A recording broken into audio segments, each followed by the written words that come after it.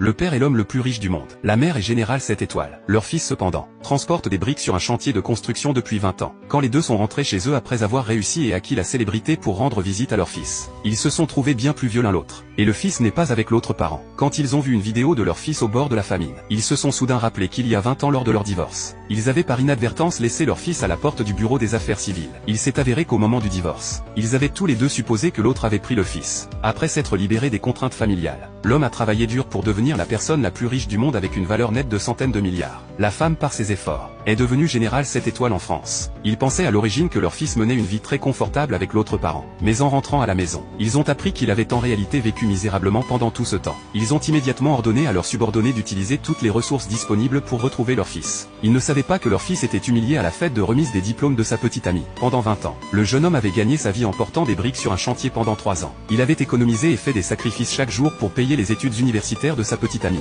Pour faire une petite surprise à sa petite amie, le jeune homme avait spécialement acheté un collier et était venu à la fête de remise des diplômes. Sa petite amie le regardait déjà de haut car il n'était qu'un ouvrier du bâtiment. Elle pensait qu'il n'avait pas sa place dans un cadre aussi huppé, et l'a promptement mis à la porte de la salle de banquet, alors que l'atmosphère devenait gênante. La meilleure amie de la petite amie est apparue à point nommé pour arranger les choses, déclarant que c'était elle qui avait invité le jeune homme à la fête.